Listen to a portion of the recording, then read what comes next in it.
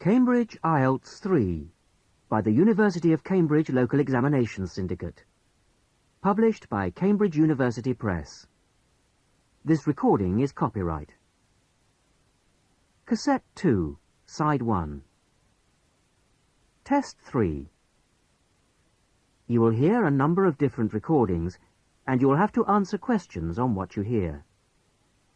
There will be time for you to read the instructions and questions, and you will have a chance to check your work. All the recordings will be played once only. The test is in 4 sections. Write all your answers in the listening question booklet. At the end of the test, you will be given 10 minutes to transfer your answers to an answer sheet. Now turn to Section 1. Section 1.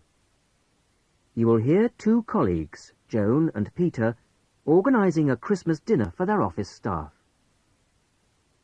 First, you have some time to look at questions 1 to 5. You will see that there is an example which has been done for you. On this occasion only, the conversation relating to this will be played first. Right. Let's try and get it sorted out today, so we don't have it hanging over us, okay? Good idea. I'll take notes. First thing, numbers. Have we got anything definite? Well, I've been working it out, and I think 40 to 43. Shall we put 45 to be on the safe side? Yep, fine. Joan and Peter agree that 45 is a safe number to book for, so 45 is written as the answer. Now we shall begin. You should answer the questions as you listen, because you will not hear the recording a second time. Listen carefully to the first part of the conversation and answer questions 1 to 5. Right. Let's try and get it sorted out today, so we don't have it hanging over us, okay? Good idea. I'll take notes. First thing, numbers. Have we got anything definite? Well, I've been working it out, and I think 40 to 43. Shall we put 45 to be on the safe side? Yep, fine. Dates. Well, that's straightforward. The last working day before Christmas, which is... Which is December the 21st. Which is going to be pretty difficult to book at Christmas. So we'd better think of 2 or 3 places, just to be on the safe side. Well, last year's was hopeless. The Red Lion, wasn't it? Yeah. We ought to go for something more expensive, 'cause You gets what you pay for. That new Indian restaurant in Weatherfield is supposed to be excellent. The Rajdoot. Oh, how do you spell that? Rajdoot. It's bound to be packed. Well, let's put that down as the first choice and have some backups. What about the Parkview Hotel as a second choice? Yes, that's always reliable. Parkview Hotel. And the London Arms, in case. London Arms? I'll call them now if you want. No, I'll do it, Joan. You're really busy. Oh, have you got the numbers? Not for the Rajdoot, but, right, Parkview Hotel.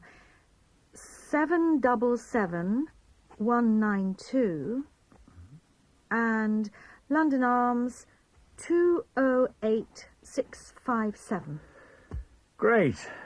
Before I ring, we'd better just make sure they're within the price range. Up to £15 a head? I think you'll find some people won't be able to go that high. Well, you can't get anything decent under £10. OK. We'll say 12. OK.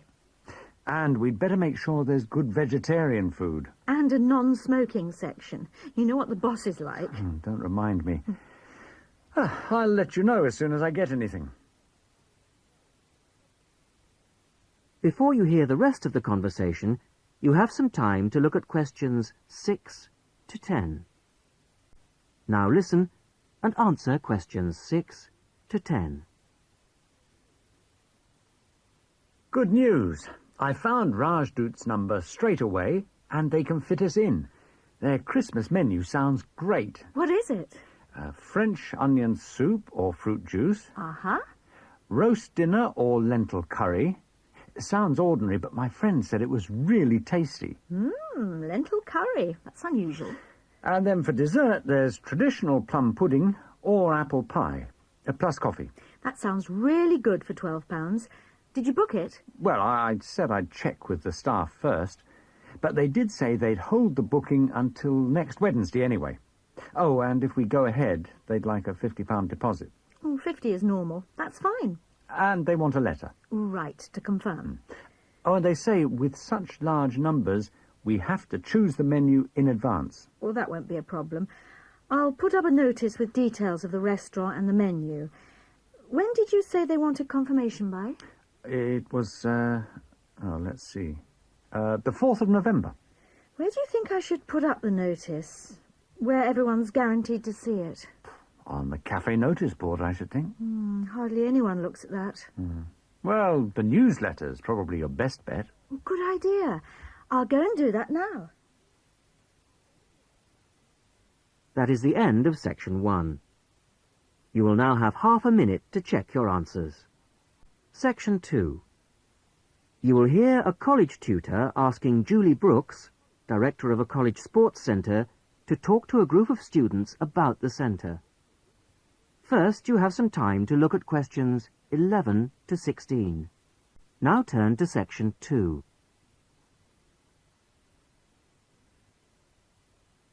Section 2. You will hear a college tutor ask... Listen carefully to the first part of the talk and answer questions 11 to 16. So, I'll hand over now to Julie Brooks. Thank you. Welcome to the Sports Centre. It's good to see that there are so many people wanting to find out about our sports facilities. First of all, membership. All students at the college are entitled to become members of the Sports Centre for an annual fee of £9.50.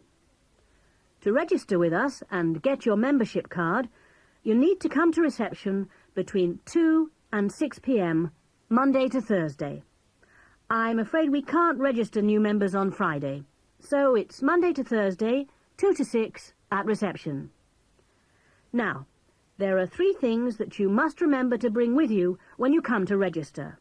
They are your union card, a recent passport-size photograph of yourself, and the fee. It doesn't matter whether you bring cash or cheque. We can't issue your card unless you bring all 3, so don't forget. Your union card, passport photo, and fee. Then once you've got your sports card, you will need to bring it with you whenever you come to book or use any sports centre facilities. Booking over the phone is not allowed, so you have to come here in person with your card when you want to book. Our opening hours seem to get longer every year. We are now open from 9 a.m. to 10 p.m. on weekdays and from 10 a.m. to 6 p.m. on Saturdays. For those of you who are up and about early in the morning, we're introducing a 50% morning discount this year. This is because the facilities tended to be underused in the mornings last year. It means that all the sessions will be half price between 9 a.m. and 12 noon on weekdays. Before you hear the rest of the talk, you have some time to look at questions 17 to 20. Now listen and answer questions 17 to 20. So, what exactly are the facilities? What sports can you play here?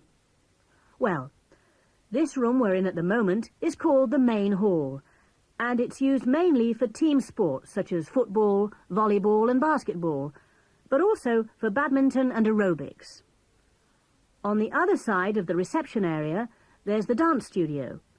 This provides a smaller, more intimate space, which we use for ballet, modern dance and martial arts. Not at the same time, of course. Then, in a separate building, which you may have noticed on your way here, it's on the other side of the car park, there are the squash courts, 6 of them. And at the far end of the building, a fitness room. This is our newest facility, only completed in the spring, but it's already proving to be one of the most popular. As well as all these facilities available here on the campus, we also have an arrangement with the local tennis club, which is only 2 miles away, entitling our students to use their courts on weekday mornings in the summer. So, I think that there should be something here for everybody, and I hope to see all of you at the centre, making use of the facilities. If, in the course of the year, you have any suggestions as to how the service we provide might be improved, or its appeal widened, I'll be interested to hear from you. That is the end of Section 2. You will now have half a minute to check your answers. Now turn to Section 3.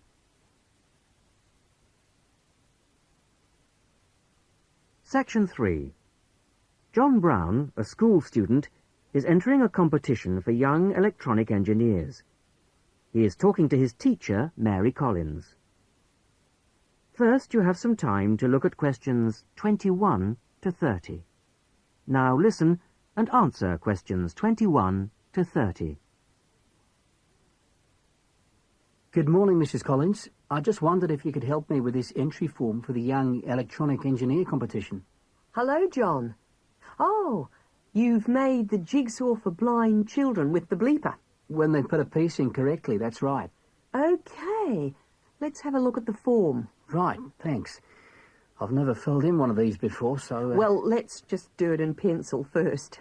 So, name of designers. Well, Anne helped me with some of the electronics work. Then you must put her name in as well. Right. Anne Ray. Sorry, it's A-N-N-E, and her surname is spelt R-E-A. Good start. OK, R-E-A. And age is easy. You're both 16. What have you called the design? Keep it short. What about jigsaw puzzle design for visually handicapped? Too long. Just say blind puzzle. That'll do. OK. Right now, size of equipment? I've got it noted down here. Yes, width is 20 centimetres. OK. Length is 50 centimetres, and then the depth is... well, it's very little. What would you say? I think you can be approximate. I'd say 2.5 centimetres. And the electricity supply? Is it mains operated? No, it isn't. It's actually battery. OK. Right, battery. Fine. OK, it's the next bit that I'm really not sure what to put. Well, special features means what is really new about this? You know, suitable for the group you made it for. Well, it's safe for children. That's fine. Put that in. OK. And of course, we think it's educational. Yeah, there you are. You've done it. Anything else? Well, I think the price is good. That's probably the most important factor. OK, cheap price. Which brings us on to the next bit. What's the cost? Well, the pieces we made out of old wood, they cost, $5. And the electrics? They were more expensive, say $9.50. Brilliant. Now, what do they mean by other comments? It's just a chance for you to say anything about the equipment and problems you envisage. Well, we'd really like help with making plastic instead of wooden pieces. Well, put something like, need help to make plastic pieces. OK. And the other thing is, we'd like to develop a range of sizes. Well, that's fine then. Just put that. And the last bit is, when will you send the equipment? Well, we've got a lot of work on at the moment, and we want to get it as good as we can. Well, say 25th of June? Can't we make it later? Well, the last date is the 1st of July. Why not say that? OK, that's what I'll put. So, that's the lot. That's brilliant. Thanks very much, Mrs. Collins. I'll send it off straight away. Glad to be of help. Very best of luck to you both. Thanks. Bye. Bye. That is the end of Section 3. You will now have half a minute to check your answers. Now turn to Section 4.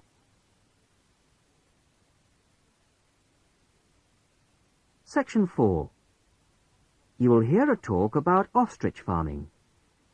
First, you have some time to look at questions 31 to 40. Listen carefully to the talk and answer questions 31 to 40. Today, I'd like to introduce Ted Hunter, who used to rear sheep and poultry, but who is here to tell us about a rather unusual type of livestock that he's been concentrating on in the last few years. Ted Hunter is a member of the Domesticated Ostrich Farming Association and is here to tell us about the possibilities of breeding and rearing these birds in this country. Thank you, Paula. When you look at international restaurant menus and supermarkets, they all tend to feature the same range of meats: beef, lamb, chicken, pork, that sort of thing. But people are always interested in something different. And we're now finding that farming can bring new types of meat to our tables. The kangaroo is one animal that's now being farmed for its meat and eaten outside Australia, where it comes from. It looks and tastes rather like rabbit, though it's slightly darker in color. But it is rather tough, so that's a problem for some people. Crocodiles are also being farmed for their meat. This is rather like chicken, pale and tender, and it's getting quite fashionable. Some people also find it's rather fatty, but I think it makes a really tasty sandwich. Now, a third type of meat becoming increasingly available, and the one that I think is by far the nicest of the three, is ostrich, which most people say has a similar taste and texture to beef. However, it's much better for you than beef, as we'll see later. Most people think of ostriches as wild animals, but in fact, ostriches have been farmed in South Africa since around 1860. At first, they were produced for their feathers. In Africa, they were used for tribal ceremonial dress, and they were also exported to Europe and America, where they were made into ladies' fans and used for decorating hats. Later, feather fans and big decorated hats went out of fashion, but ostriches were still bred, this time for their hide. This can be treated to produce about half a square meter of leather, very delicate, fine stuff of very good quality. At the same time, some of the meat was used for biltong, the air-dried strips of meat popular in South Africa as a sort of fast food. However, recently there's been more and more interest in the development of ostrich farming in other parts of the world, and more people are recognizing its value as a food source. Ostrich meat is slightly higher in protein than beef, and much lower in fats and cholesterol. It tastes good, too. A series of European taste tests found that 82% of people prefer ostrich to beef.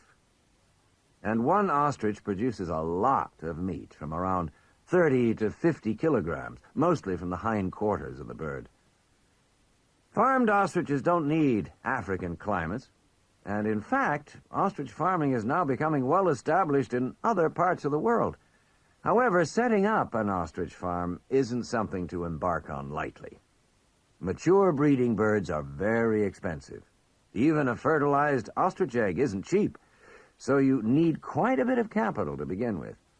Then the farmer needs special equipment, such as incubators for the eggs. The young chicks are very dependent on human minders and need a lot of attention from the people looking after them. In addition, ostriches can't be intensively farmed. They need space and exercise. But in spite of this, they make good farming sense. A cow produces only one calf a year, whereas a female ostrich can lay an egg every other day. And because the farmers can use incubators and hatched chicks are nourished well and protected from danger, the failure rate on farms is very low indeed. And almost all the fertilized eggs will hatch out into chicks, which will in turn reach maturity. This is very different from the situation in the wild, where the vast majority of chicks will die or be killed before they grow up into mature ostriches. So it's possible, once the initial outlay has been made, for the farmer to be looking at very good profit margins indeed. Ostrich farming is still in its early days outside Africa, but we hope that ostrich meat will be freely available soon, and before long will be as cheap as beef. That is the end of section 4. You will now have half a minute to check your answers. That is the end of the listening test. In the Ielts test, you would now have 10 minutes to transfer your answers to the listening answer sheet. That is the end of side 1.